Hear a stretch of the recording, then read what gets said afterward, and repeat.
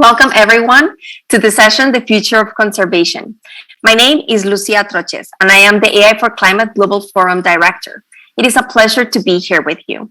Today, I am joined by 4 entrepreneurs that are part of the DNA of the AI for Climate initiative: Constanza Gomez-Mont, Christopher Cordova, Gold Hood, and Luis Rossano, who will share more about their drive to leverage frontier technologies to accelerate biodiversity conservation globally and share some teasers of what is in the oven with their startup, Victoria.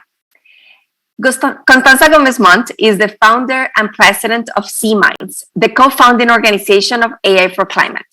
She has worked for the last 12 years in the development field, being a social entrepreneur and strategist.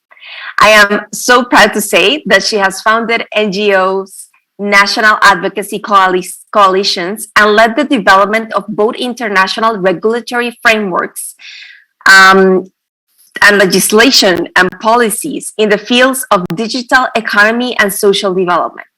She is an advisor on AI for social good for the United Nations, the Inter-American Development Bank, the IEEE, and currently the chair of the Global Council of the World Economic Forum on AI for Humanity, among other leadership roles in the field of tech for good.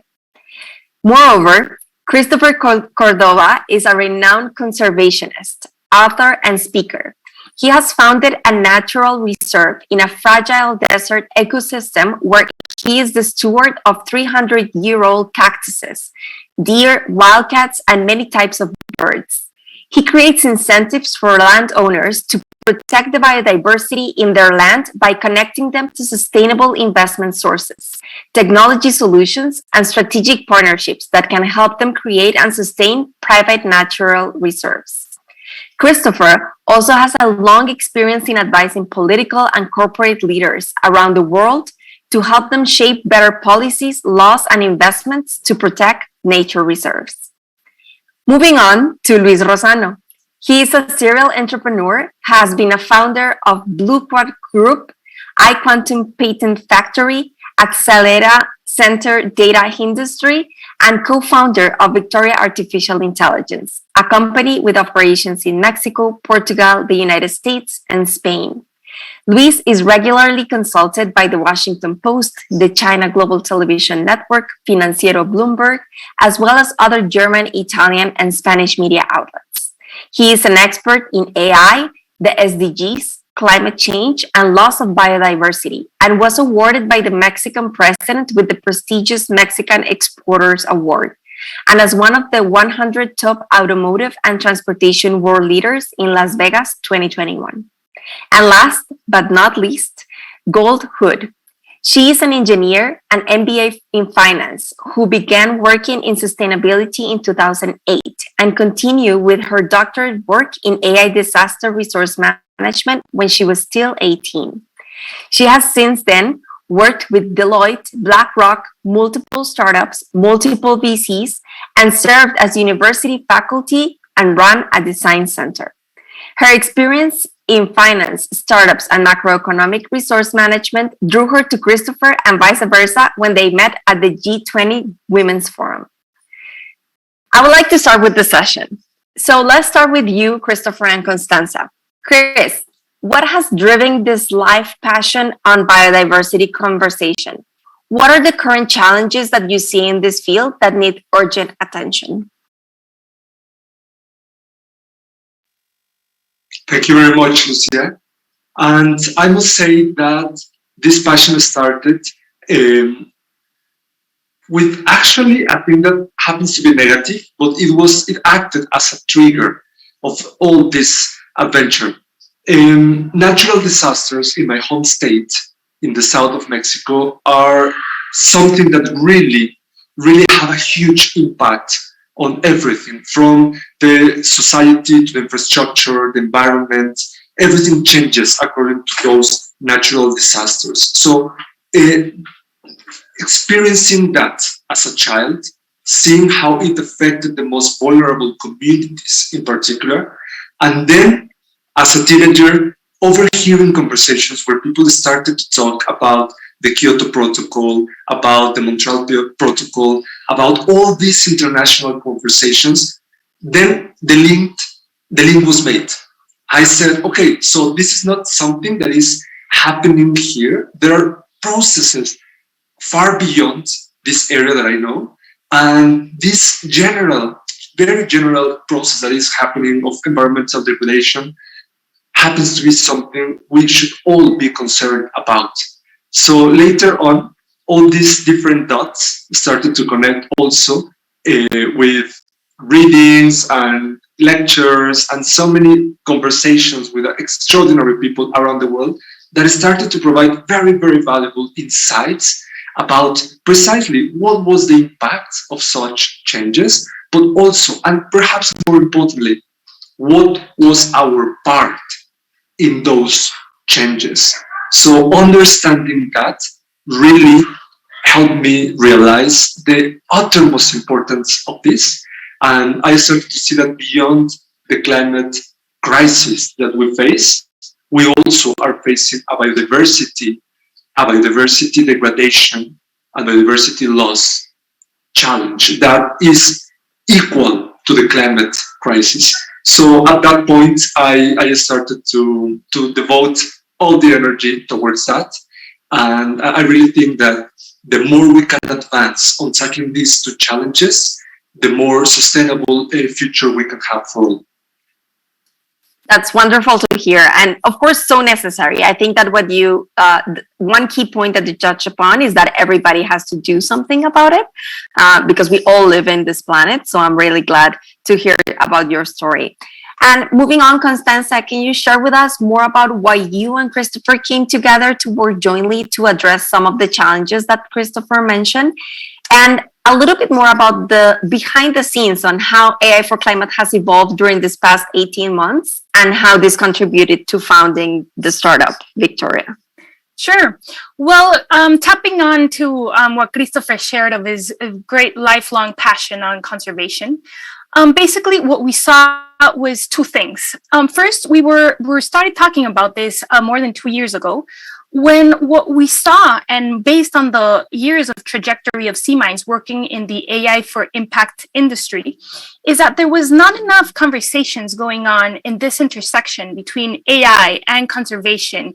And we saw the climate conversations going, having their own community and ecosystem, the AI industry talking about their own milestones and talking more about gadgets, and we saw suddenly that we could add value and in a very specific time where we do have to talk not only as a generation, but also as a time in life where action is not a luxury. Action is a complete necessity.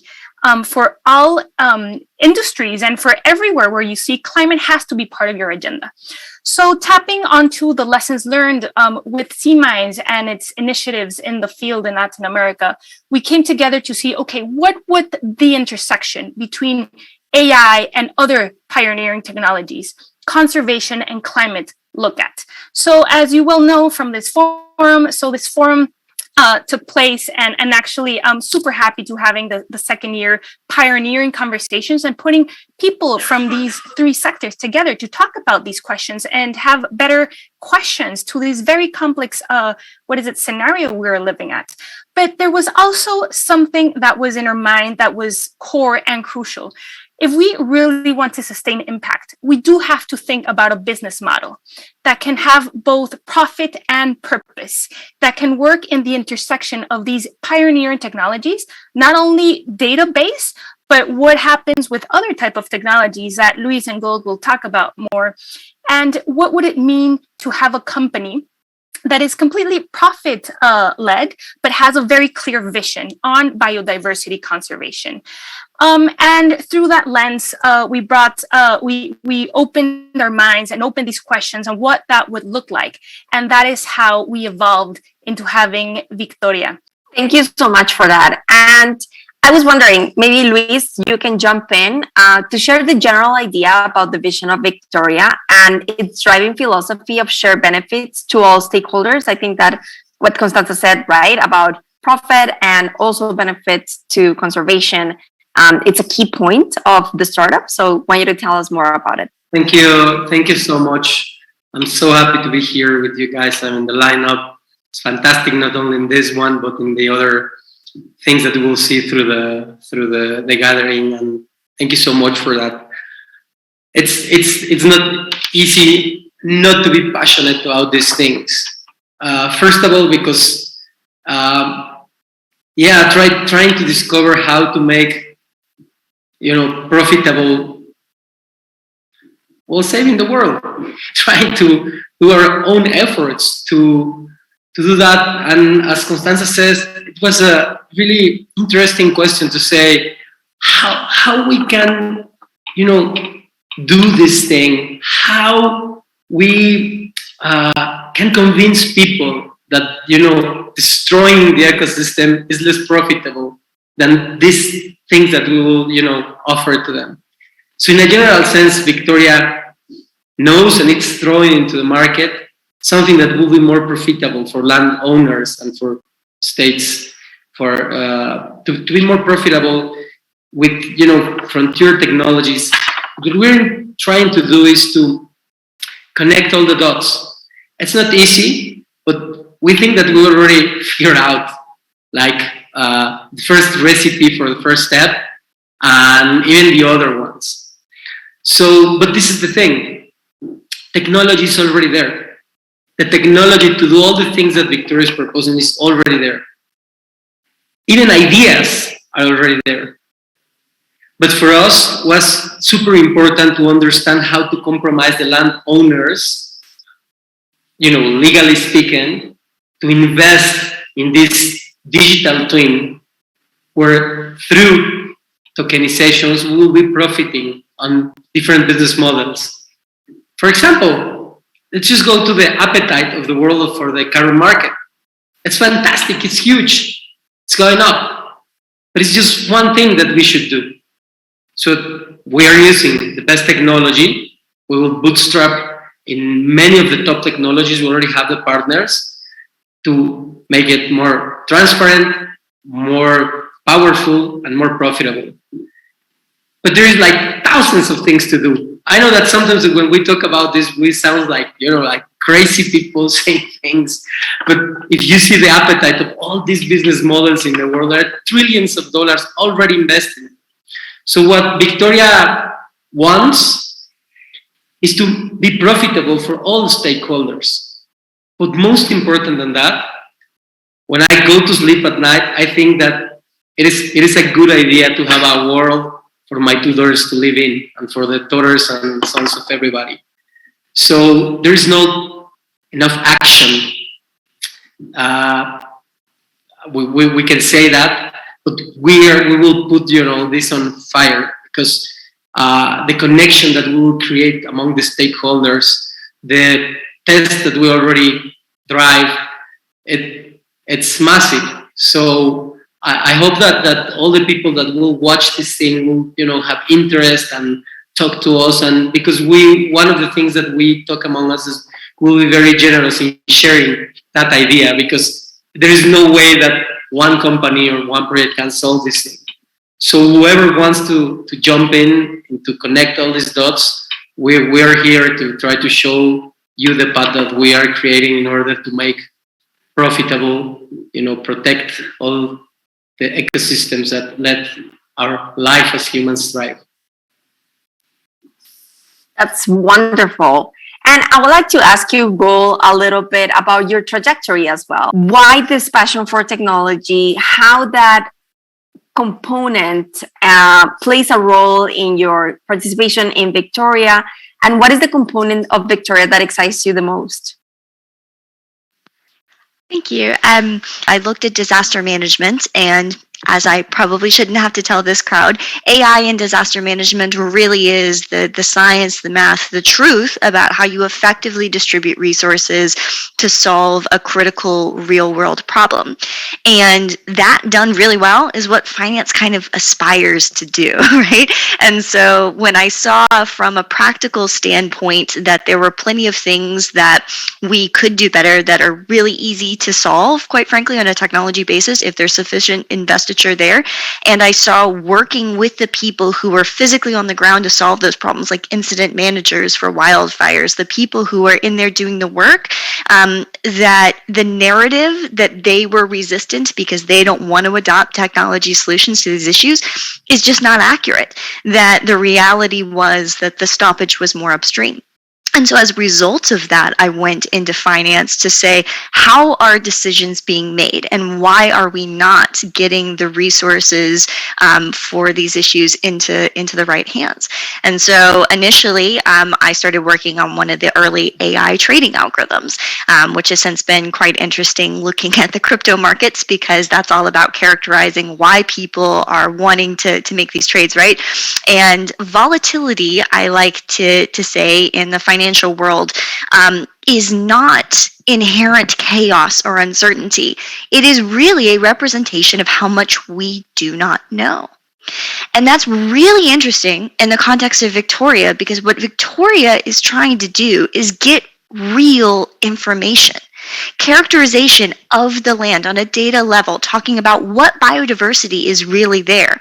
That is real information that can be used to suddenly create a relationship in between the value here in crypto assets and what is actually happening on the ground. And that is not something that currently exists. So my interest in this project and my trajectory of a technology has been this continual desire to answer this question, going to groups like Deloitte that are working with governments, going to groups like BlackRock that are controlling major portions of the world's assets, to ask, on what basis are you looking at real information to add value when you make an investment?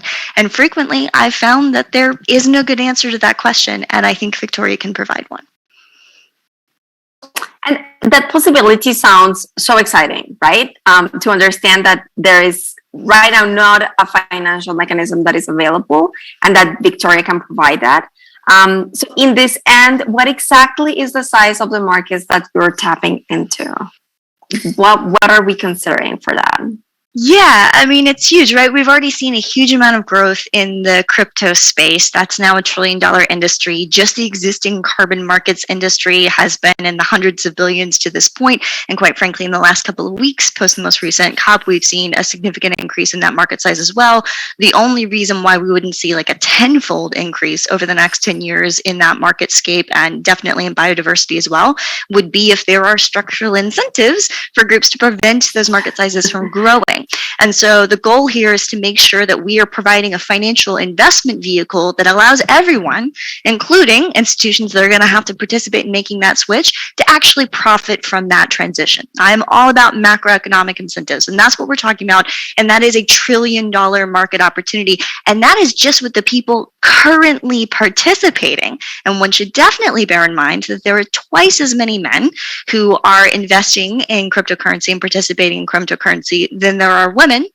And given that that's the case, the continuance of approaching this holistically and getting women into these spaces as well, and women going into finance, means that we're almost certainly underestimating that market opportunity size. And following up on that, Constanza, and you as well, Gold, if you would like to comment, how does female leadership as founders play a part in climate action, and specifically in Victoria? We're actually very glad to have a complete gender balance at the founding level. And this will be something that we will strive to have throughout all the stages of Victoria and all levels. We firmly believe as a team, and I think as a generation as well, that the female voices in leadership positions make a profound difference. And actually, moreover, working in the climate agenda with a gender focus is a complete priority for us as a team. For sure that we all know that climate change affects women and men differently. Actually, women and girls face particular vulnerabilities resulting from cultural norms and more socioeconomic contexts. And we know that climate change is often viewed as actually a phenomenon that is only scientific and technical. However, it is also social and economic and political phenomenon that with implications that are profound for social justice and gender equality. So on that end, very proud to say that it is both a philosophical vision, but also a key component of our work and as who we are as individuals in the founding team. Gold, I don't know if you want to add something to that. Yeah, I mean, I'd like to say that, there's a reason that I met Christopher at the forum that I did. It was very clear from, moment one that this is something that's a high priority for both Christopher and Louise as well. And that just makes them smart. From a pure investment perspective, gender balanced teams, specifically ones that have at least 30% of the minority gender, actually significantly financially outperform other assets. So it's just the way to go on a blunt basis. And that's wonderful. We really do want to see that continue. And Constanza is absolutely correct. I mean, women and children are 70% more likely to be impacted by climate change.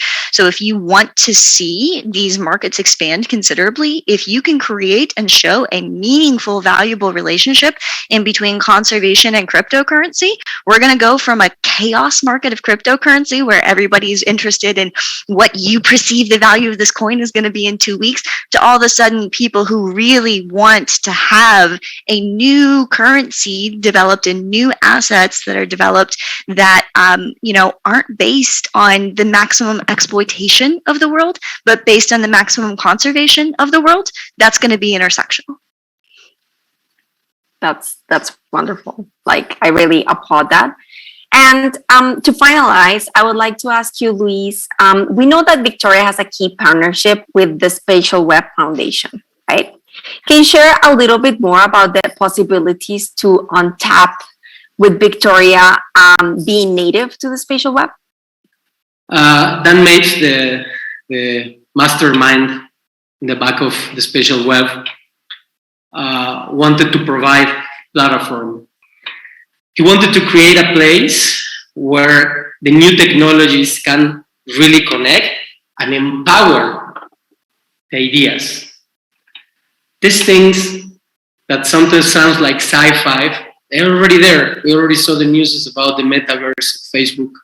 So the intention of the Spatial Web is to host all these other metaverses, is to have a common language. It is just a fantastic tool to put everything together and to empower these new things. Why Victoria wanted to be native, or why we're so lucky to be native and to have Dan advising us and putting us through this thing, because this is the main part of the main idea of Victoria. Let's the real world thrive. Let's go into the digital world and do fun, interesting businesses, because this is key. The Spatial Web provides us the technology and the power and the sexiness to be very successful business-wise. As now you think, if you create a business and you don't have a web page, a YouTube channel, whatever it is, you're not even existing. So this is the thing. The Spatial Web will be a reality for everybody to put all these things together. Victoria is so, lucky, and we are so proud to be one of the best shots of the Spatial Web. But in a general sense, we would use the power of blockchain to give security, the power of the virtual worlds to put us together. But more important than that, it was created to empower humans, to empower the world that let us live. So you will hear more about the Spatial Web within months. And I don't want to melt the brain of anybody talking about the technology of it, although we're so enthusiastic. But you'll see, it will give the power to thrive to new economies as well. So we're so lucky to be there. Thank you so much for that. I think that with that note, I would like to end this panel. And thank you so much, Constanza, Christopher, Gold, and Luis, for the amazing efforts you carry out to accelerate conversation actions through the use of pioneering technologies. I think that we can conclude that the intersection of specifically these technologies and specifically AI and conservation is a necessity to this and future generations. And thank you for giving us this example, because we know that this and other initiatives are pushing the frontier forward to this to this extent. And if you haven't already, to people that are viewing us, don't forget to sign up to our mailing list at www.forclimate.ai to be part of future events and receive news from emerging case studies through our newsletter. And thank you so much for being a part of the AI for Climate Global Forum. We appreciate you being here. We hope that you had enjoyed all the sessions, and we'll see you soon.